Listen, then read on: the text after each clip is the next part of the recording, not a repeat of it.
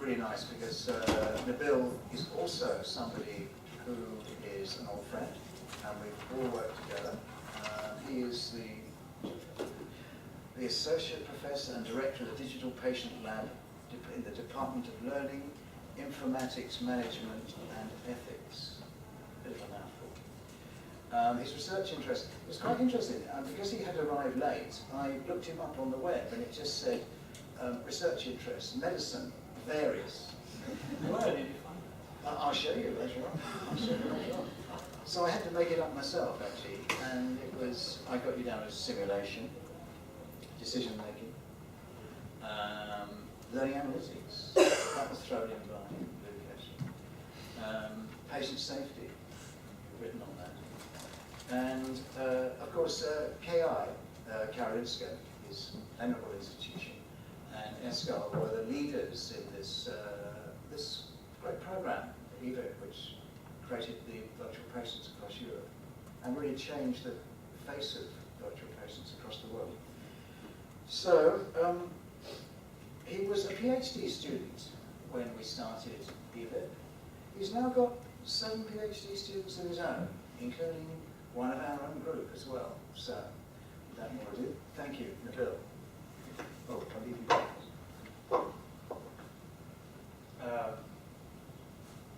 The good thing that we didn't synchronize all presentations. Hopefully, I was thinking like when I was designing this presentation, is not to be light, but at the same time be very concrete in terms of not ending up talking about research methodologies or very heavy stuff. But I'm going to give it a try to give you all the perspectives in relation to virtual. And the other perspective is actually the challenge we have is not actually using e-learning, not implementing e-learning, not assessing. It's actually to continuously improve the use of e-learning and have it integrated. So I'm going to focus on how do we end up actually having this, not perversively, but having this toolbox. So I'm trying to, I think Rachel is moving from my perspective along here. Okay, so that's I'm happy that you had this. So I'm going to actually drive this idea that you need to look at the whole perspective, and there are 3 major chunks, I would say. One is to accept that technology is a driver in education today, but it's not driving. Okay, it's not about technology, and I agree with Rachel. It's all about the making sense in this very complex thing that technology is moving and new ideas are moving.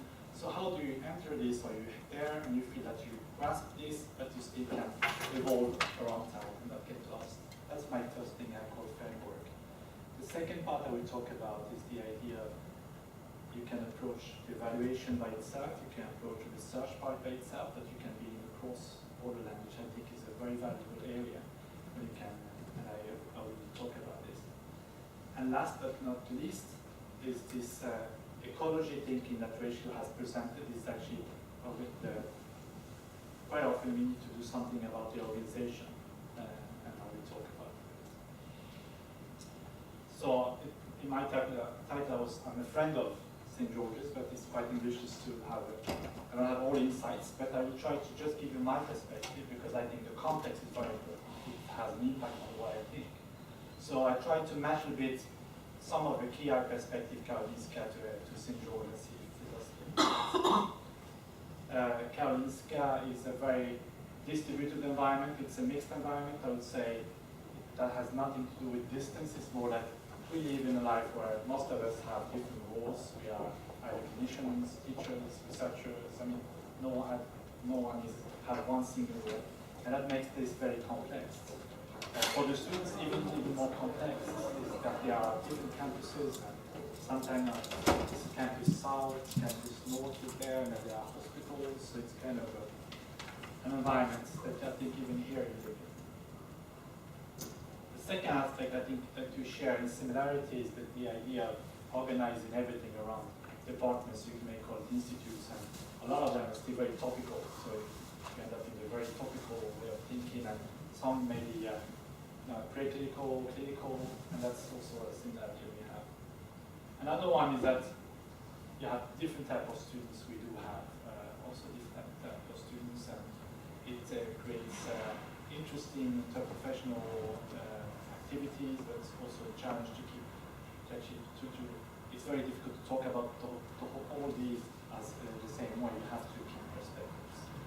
At PI, I think I looked at St. George's, we have quite many, it's all health professional education. So it's physicians, physiotherapists, psychologists, dentistry, just name it. We have, I think, almost 20 different programs.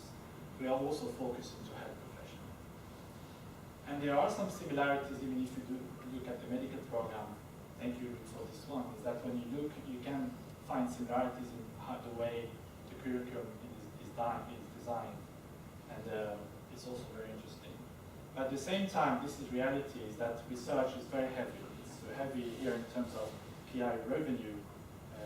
It's very much part of the environment we live in education.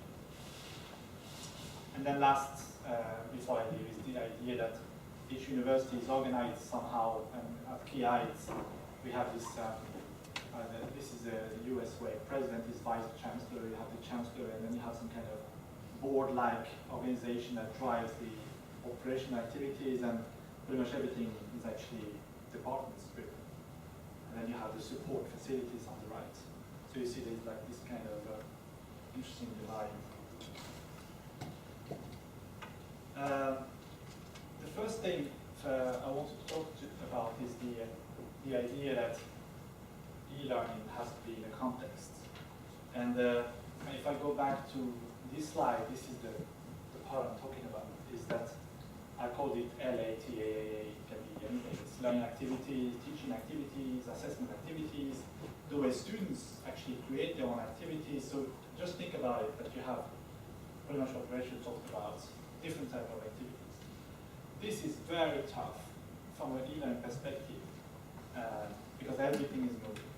So how do you grasp this? And my proposal, as I'm not surprised, but I'm kind of agree, is that there is no e-learning from my perspective. It boils down very often to this kind of, it's either about some kind of knowledge, some skills, or some attitude. That's in health profession we're talking about. Of course, you can take this kind of thinking and put it to the next level, and then this is an example, is that you still have the knowledge, the skills and attitude, and then you can start to talk about becoming an expert, and you can also start to put the different type of e-learning in some kind of manageable way of looking at it from a perspective of a teacher or student.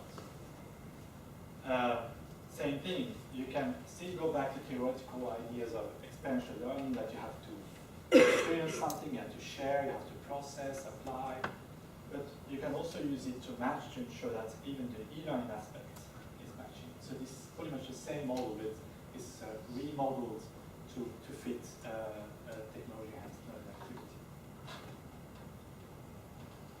And then you can go down to what seems to be very popular at St. George's, virtual patient simulation, is that if you think of this, one way of grasping this is you can map it across the continuum of competency. There's two ends, there shouldn't be just one end. But, and you can start to do some modeling. What type of e-learning fits different type of outcomes, and you try to make sense of it. And by doing this, then you can, it doesn't matter what technology you use, you can keep a very stable structure in the way you design your activities, and then you can keep switch technology without feeling that everything has to be recreated. Of course, when you go back to reality, then if you have this kind of things, for me, it is not wrong to have this kind of e-learning driven, teacher-centric, using a case and a use case, and it's not about the activity itself anymore. If you know why you're doing this. Same thing, virtual patients comes in different form. Here at St. George, we had for quite a while this branched virtual patients.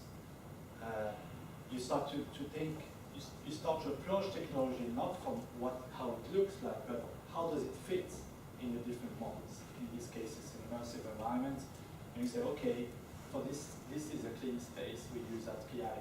Okay, but it doesn't matter what tool it is, what is this type of competency it's aiming, why are we doing this? So if we find a new tool or a new idea, we can switch, we can upgrade, we can keep pace with technology without feeling we're losing something from the whole perspective. Same thing, there are simulations, part-task trainers, for this also. Team training, and even something we started to look at is the patient care at home. You can fit in this whole perspective. And since you are different professions, the interprofessional collaboration that happens. So if you create some kind of sense, a context, it is, from my perspective, not difficult to start to switch. It can be quite complex, but you keep a grasp on it. That's from the, I would say, teacher perspective, the student perspective. Then from the technical perspective, if some of you are having this focus, it's also very important to have a context. One example is this one is the Medvicutus technical framework, is that technology is actually, you can set up a way to actually represent the different type of activity, different type of data, in the sense that this doesn't say what kind of tool you're using, if it's a portfolio or curriculum mapping or it's a learning management platform. It doesn't matter. What you have is a blueprint. So every time you start to implement a new tool, you have to go back and say, where does it fit? What kind of process is it driving? And we did that for example, for a new research, doctoral research school. It ended up with this, that we wanted to have, based on the data, we wanted to have online courses. And then we were using a portfolio to actually have each doctor student map their own learning process. And then we have the curriculum mapping system to have a grasp on what's happening. So we ended up having each doctor student can have their own curriculum. So from the supervisor or teacher, it's much easier because then you keep the whole perspective. But from the student perspective, Nabil could take the blue one, or someone else, Terry, could take the green one. So you can learn to handle complexity in different ways. Another one is connected to the NSS, which also I think is a crazy thing, but I think it's probably would be a good thing in a bigger context. Something where I think we try to do, when you do this kind of approach, you end up with a lot of data. So what we do right now is, this is from the US, but it doesn't matter. Just to show you that if you put a good model online, it doesn't matter what tools you use, but the data itself, I mean, could be used to actually drive evaluation efforts in a much better way. So this could be, this is something we are moving toward. We're trying to, this is the type of setup we have when we have to report back to the states, in terms of curriculum reports. Of course, we have a student view, but it's part of a big perspective. So this, to just show you a few examples what I mean by making sense from the faculty perspective and from the students. The second one is the, I think, at least at St. George and PI, where there's a lot of research and there's a strong research community, is if this is going to survive and evolve and be of a good quality, papers is one thing, but you have to think about this aspect. Is that from my view, every faculty can be involved in medical education research if you have the proper setup for it. You can be part of it, you can be part of the research. So let's say that so every kind of course or activity you create, you can actually, of course, evaluate it, but with some proper support, you can quickly move here. And of course, there will always be really professionals that comes from this side and do really solid research based on hypotheses and questions, state of the art. But my experience is that without this one becomes quite poor. It's really hard to have good quality improvement. And the incentives for the faculty become quite poor because they need to have a way to actually systematically report back what they've been doing. So I'm going to show 3 cases how you can scale this up. The lowest level the most important one is the individual. If you're a teacher, or even if you're a student, or any kind of position, this is 3 stories. The first one is the story of a faculty, a real one. I'm not naming them, but they are real. That started to approach e-learning as a tool to solve a problem. In this case, it's a computation. And she discovered that in the way she designed her course, there is a void. The student never trained their reasoning or data collection, so she approached e-learning as a tool and said, I would like to have something to actually create a new learning activity. And after a year, she created a few virtuations, started to use them in the course, and of course, first thing, you need to do an evaluation. So she started to do evaluation and get some kind of ideas. And then she came back saying, okay, for me, I need to get some theoretical underpinning for this. So she ended up doing this. This is nursing, so it's different. She ended up actually doing evaluation and found out what is the kind of model she had in her head when she was designing learning activities. So she used the virtuation to expose her own way of thinking in the subjects. And we helped her to actually so this is fancy done by medical research. We helped her to actually expose her own teaching reasoning in some kind of, and now she could then transfer it to the other faculty as a blueprint for them to create new virtuations. But then, when she after a while discovered that learning is not only the virtuation itself, her reasoning evolved into more an activity. So this is the second level, from thinking as a tool and thinking what is behind it, what kind of theories of reasoning I'm using in nursing. Now she can represent, and she is about to be published, how you would design e-learning enabled activity. But then you go back to the basic stuff: reflection, feedback, introduction. You need to give them an assignment, and this is the virtuation. That's just from one perspective. And now she published, I think she had 3 conference papers, 2 full papers, and that's very simple. But it's very valuable for this person as a professional and the second example is you move up to a group of people, because very often a course is actually managed by a group, at least at PI. This was another example of, as a group, they exposed how they looked at, this is the GP, general medicine. They use technology to expose, actually to have a common way of designing their own course. So this is the end point, this is the first point of how they would design clinical cases, progressive clinical cases, and how this, because this is the blueprint of activities across the whole curriculum, because at PI you have general medicine from first semester to the last semester. So this is used as a blueprint to actually create new activities, technology-enhanced activities. And what happens that the weighting depends on where the students are. In the beginning, it's a lot of clinical reasoning, and it goes down, it's more patient management. And they also, by themselves, start to move about, think away from the technology after a while, and start to think about, there's a loop here. We try to create a loop, get them through the loop, different loops. So this actually could be Rachel's one of the things you have. It just that this is from how they would access. So I believe, working with faculty, we even have some students doing that. You get them their own mental picture of how this is.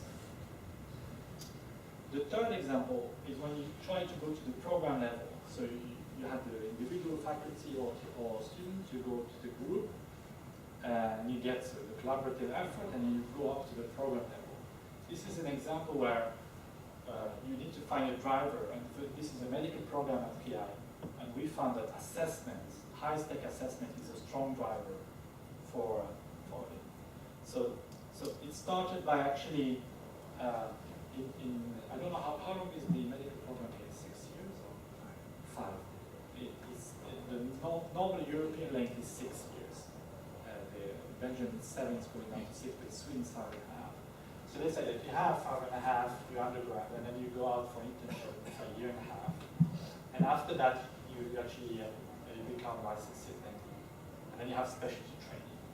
So at this stage now, you're handling actually a whole curriculum in a way that it was sensible just looking at high-tech assessment. So what we did was going in and looking at how do we implement e-learning, technology-enhanced, in this case, assessment, on the program level. And we end up at these 3 levels. I will show you an example.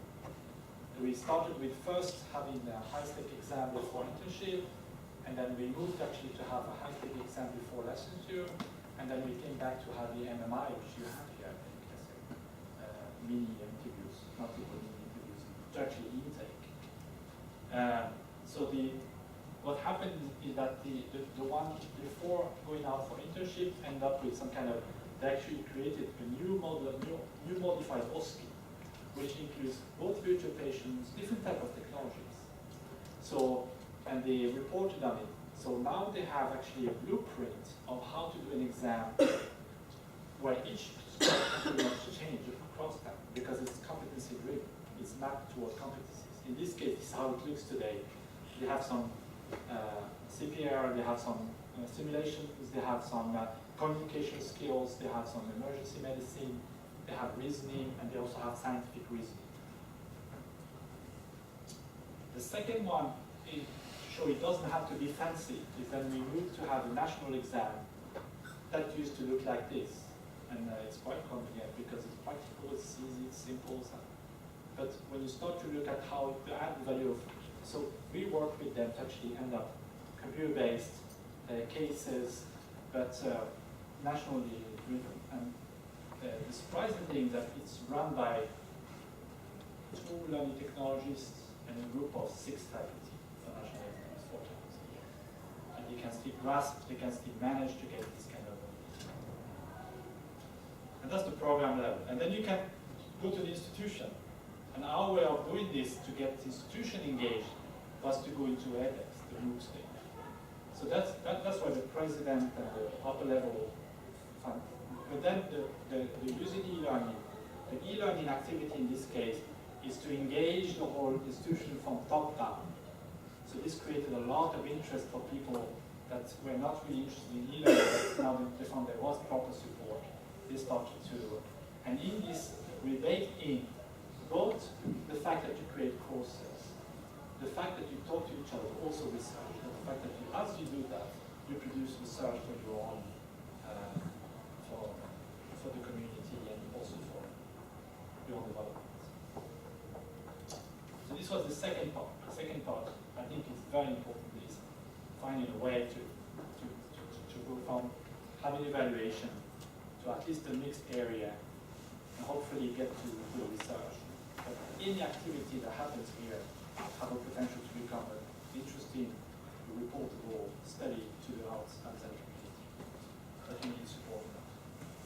Finding the organization, I think is there's something last 4 years from my perspective when I discovered that you need to have to do something about the organization because it's kind of ecological. It's not about the tools, it's not about pedagogics. You can do a lot of things, but when you come up to organization, that's when you can do major changes. And I think you also have here the same thing as we have. A lot of people, they look at their own ecosystem as there's research, there's education, and then the big thing is innovation, and as 3 different boxes. And this will get, you will see in all strategy, it doesn't matter which university you're talking about, it's about being more competitive, being at the top of the list, etc., etc.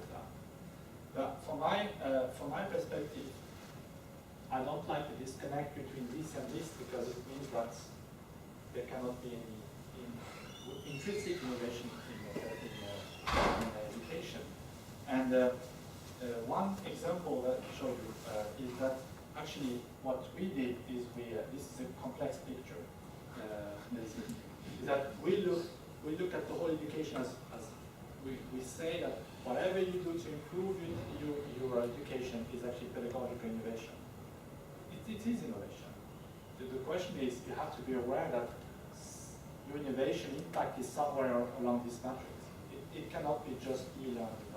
So we can do innovation in the way we structure the physical spaces, that's innovation. We can do innovation around the way you teach. So this is a model from the European Union actually called interactive classroom.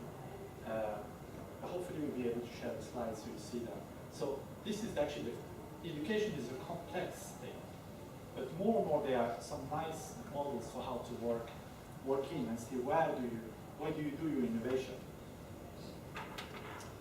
So what we did, I showed you the key organization, which is working quite well, is what we did is that we created a new center called the Center for Learning Knowledge. That's the one I'm director for, which actually breaks up this kind of siloed thing by having one center that can start from the single faculty to the president and can work from the top down the strategy, but also ensure that the bottom up, the same thing happens.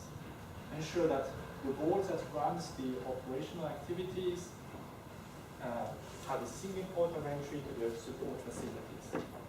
That way, it becomes much easier to drive innovation because the single faculty now have their own, they can use the center to actually reach pretty much the whole system.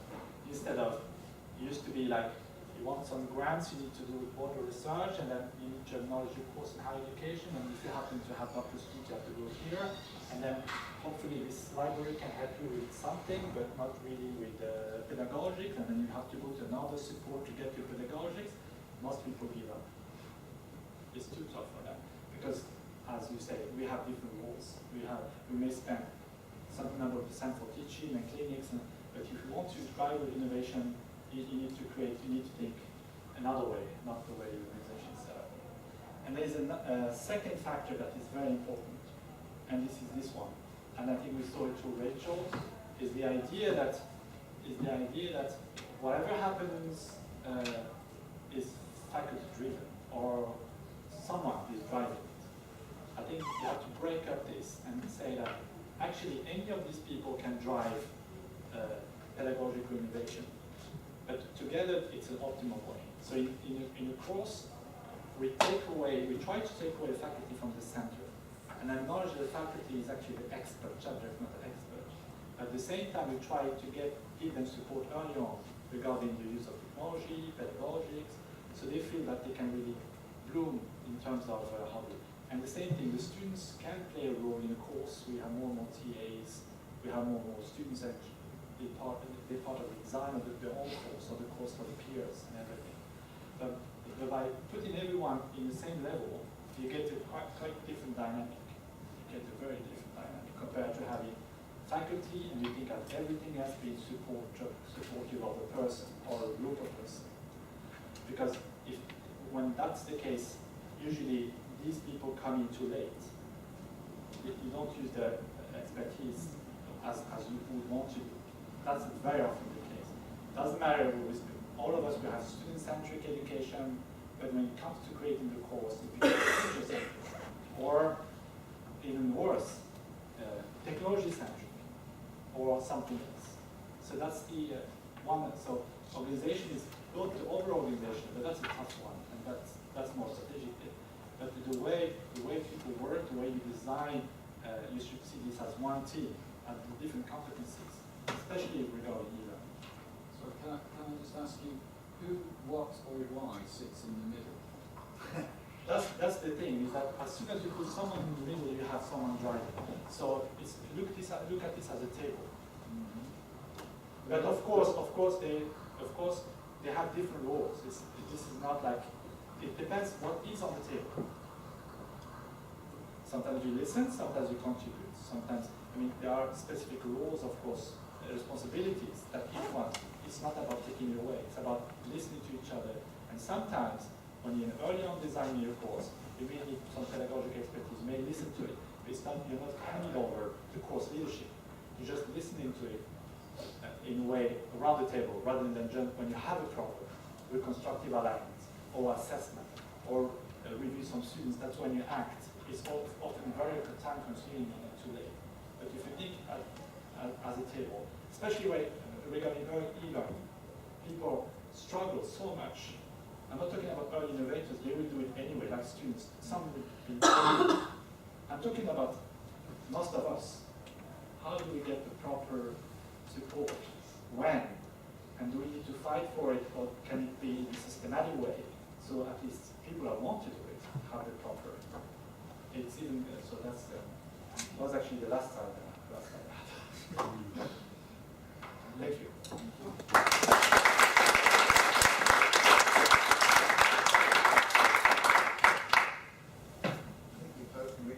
Thank you very much, Nabil. You're both really short. I welcome feedback, questions. Okay. Any questions?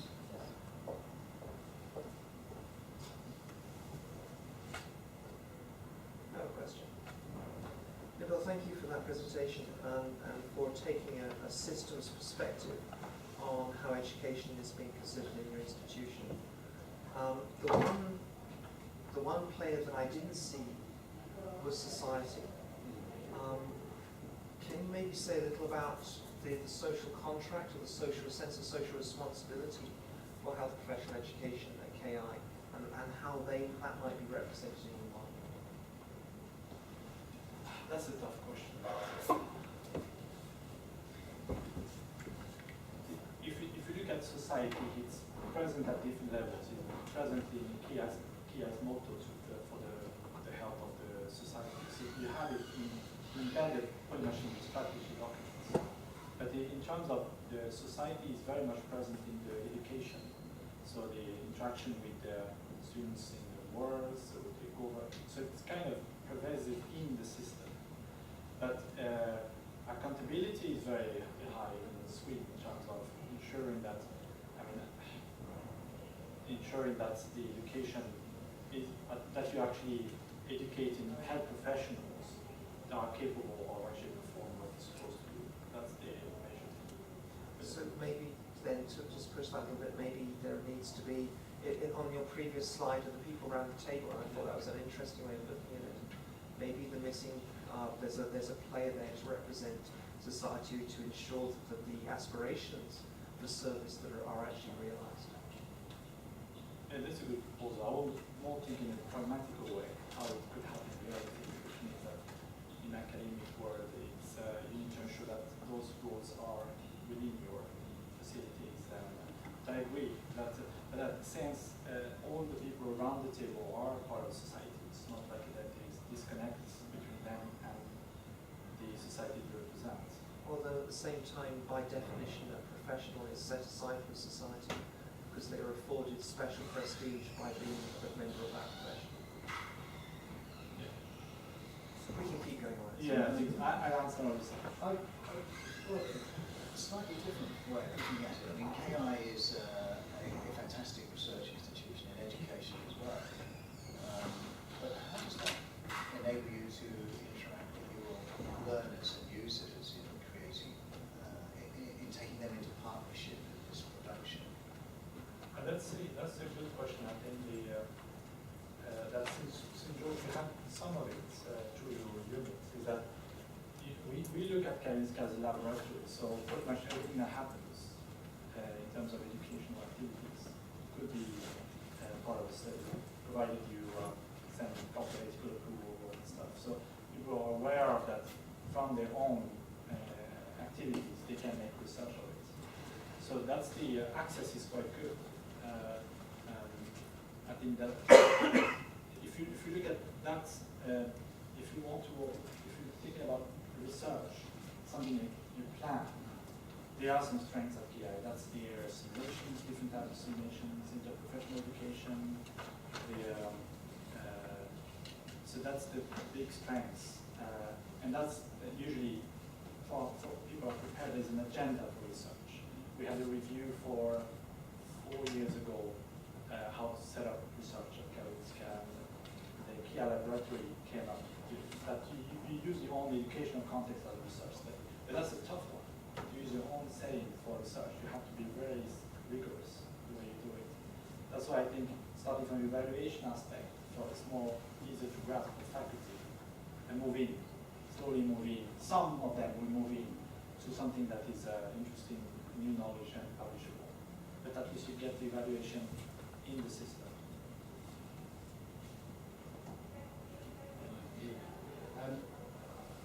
I'm fascinated with the potential for simulations and e-learning to support non-judgmental experimentation to support learning in people's own time. Have you really utilised the power of gameplay in medical education? No. Because people of the generation that are likely to come into medicine now, they're imbued with this game-playing optimization approach to learning. Yeah. Sorry, may I just Yeah. We do, like as a student, there's loads of games out there that you can get on your iPhones and things, from learning cardiology drugs to the rest, and it's just a So simple... you're talking about the serious games, healthcare stuff. Yeah, not only that, but like there's a simple anatomy game that really helped me last year, where you have a picture of a person, and I say, label that dorsal, you drag your finger over it to get it, and I was doing that 5 times. It's a game, your score goes up, it's really fun. Yeah. There are the apps out there, they're coming in. Yeah. I'm thinking of the way that elite sportsmen and women hone their skills. What they do is they don't just search for the sweet spot of the right, they investigate what it feels like to be wrong. That's also the game playing thing, the full-on immersion game playing, simulation. You learn how to be wrong, hence you learn how to be right. That's interesting, because you see, when we started the T year, it was game informed, and the idea was, quite often, we would try to persuade students, by the writing of the case, to go down the wrong path. And then we would deliberately use tricks, actually, which would engage emotionally, like leaving a certain amount of suspense before a patient died. And students actually did report back that those were the effective aspects of the engagement. And so there was this concept even then, and emotion wasn't a strong feeling at that stage. Emotion wasn't a strong part of education then. We were more worried about cognitive things and all sorts of things, but we were already starting to think about emotion at that stage. And so even those very simple text-based options and consequences actually were game informed to an extent. Although if you speak to somebody else, they might say, No, I think I say no, because I think a lot of games are gamifications. It's a first level of games, and they are quite effective. And at the end, it's the end user that if they think it's valuable, it's fine. But a lot of it is still gamification. So you get scores, you get incentives to have something. But as a gaming element, there is still big potential there to actually design really good gaming. And so we should be partnering with the people perhaps who make the best games. That's what happened now. What's happened now, you partner with industry. A lot of industry, they come in with their knowledge about design environments, and you come in with subject matter expertise. And usually at the moment they're quite expensive. So a lot of the games are gamification, and they seem to be quite interesting. I would suggest there's a missing part there. And I take your point about a sports metaphor, and I'll ask our volunteer student maybe to comment on that as well. One of the key things about being coached to be an expert athlete is that you have somebody who's coaching you to be an expert athlete. And it's the activities they engage in help with the fact there's a coach there. And I would hazard that you and most of your colleagues, and pretty much everybody in this room, at no point is being taught how to be a good learner. You're not taught how to approach these various things. There are various study guides. There's probably an educational support centre who sort of might have a pamphlet for you. But given that learning is the fundamental way that people become physicians or other professionals, it seems very strange that we have never professionalised that aspect of being a good learner to make that process efficient in the same way that coaches make the process of becoming a great athlete as efficient as possible. And so though, yes, we might partner with the game manufacturers, we may pay attention to the technology, which is essentially getting a better pair of running shoes or one of those swimming suits you're not allowed to use. I think we also need to pay attention to making learning more deliberate for everybody, to make it efficient and mentored and structured, so that the teachers aren't just about pouring in the knowledge and seeing whether you've got to this point, but being invested in understanding learning as something that everybody has a stake in doing well. And until we do that, I think we don't have the whole picture. Absolute music to my ears. Yay! We'll do that then. And then the also- gaming is very, very expensive. It's getting more expensive, not cheaper. I think with the large graduate students, we're looking at ways, because there's a vast amount of information that needs to learn medicine, we're not just looking at what we're learning, we're looking at ways to learn it. No. So most of us, because I see people highlighting the library, it makes me think, oh, what are you doing? Like I've read a study that shows that that's pretty much the least effective way you can actually learn that bit of information. So we're looking at, I think a lot of us are looking at ways of making it stick. You know, PBL works to a certain extent, but quite often a month later we've forgotten it. Sadly, it's all about your tenacity and the fact that you try and make it stick, going on the wards, is creating a story. I've been reading books recently about the memory palace and things like that, which are creating stories in your mind to help you remember these things. And I think games can be an effective way of doing that. It is expensive, but even simple games, immediate feedback, so you have a lot of parallels you can bring in with learning theory and what we need to learn. And it's really about your goal. What are we trying to do? Are we getting the most information? Are we making it stick? There's so many aspects to this problem. Just kind of following on from this discussion, we seem to have a lot of discussion here about learning in the context of knowledge, whereas there seems to be less about the development of competencies and skills. And I think there do seem to be quite a lot of technologies, and you mentioned the mannequins and models that are developed. Do you see a role for e-learning for development of skills and competencies, or actually repetition and doing over and over again actually builds people's skills? Maybe we're Yes. put together on the same things. How to become better and optimise things, not just know about them. So, Well, it's about integrating the knowledge and the skill and the critical reasoning.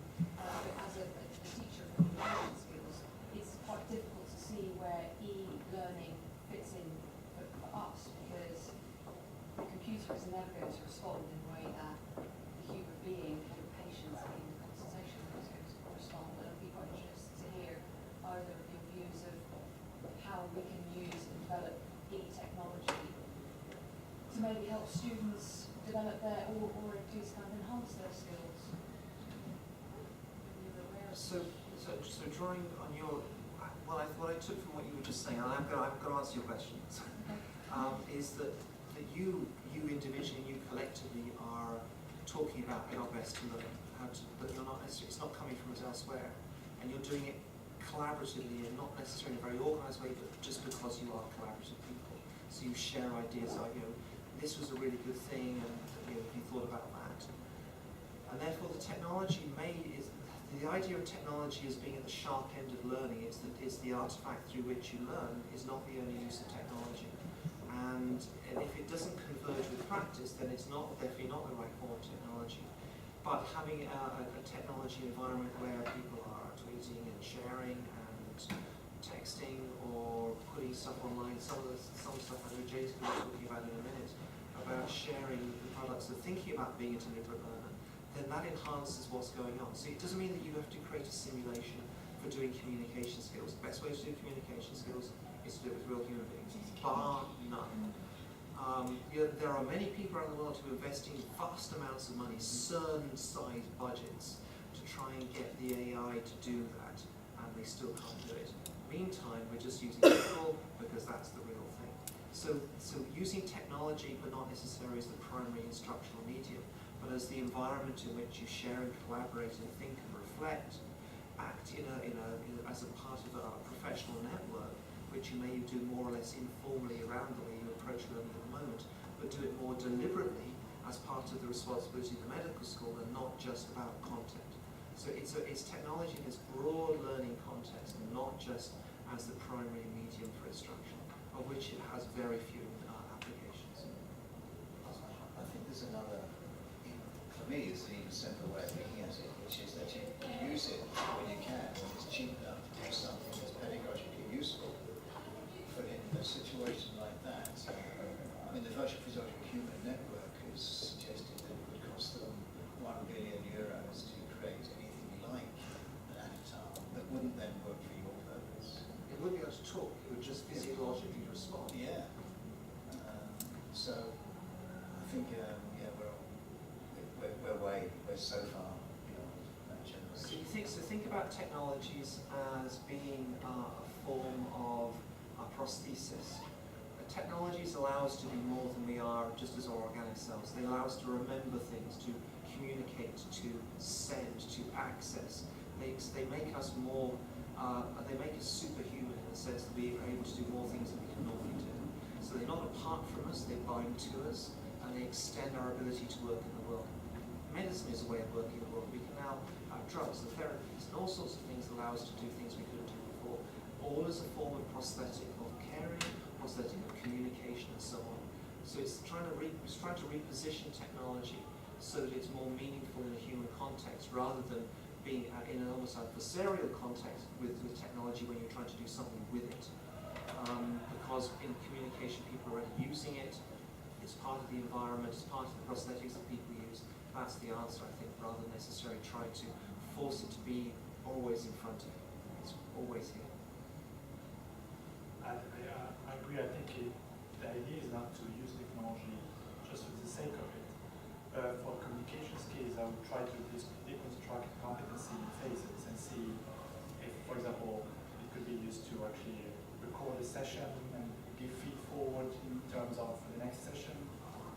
Can see some peer review sessions on each other. So looking at technology itself, not try as a possible extension of what you could not do. So tie to competency, maybe framework, see when you achieve this level of competency, record your sessions, give someone else peer review. So you can use technology different ways, but it doesn't have to be that everything should be through citation or through these. So that's not the idea. That's There seems to be some sort of push for using virtual because we can, we should, whereas it doesn't always necessarily become very functional. That's why I propose this blueprint, because then you can stay, let's take back, because this is our competency to try to address. How does this fit my needs? Otherwise you become tool shopping. You happen to see, I have an example of communication skills, something from the US. It looks really fancy, you can ask questions, everything, but when you look at it, you realize that you need to ask always closed questions, for example. While in swimming, you ask always open questions. That's very simple things. That works. But if you know what type of competency, how to look at it, then you can start to assess the technology rather than it looks really fancy, really nice. But when you have this blueprint, it's very easy to say, no, this is not doing it.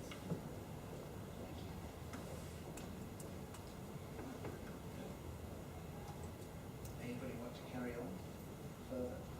Is that it? Yeah.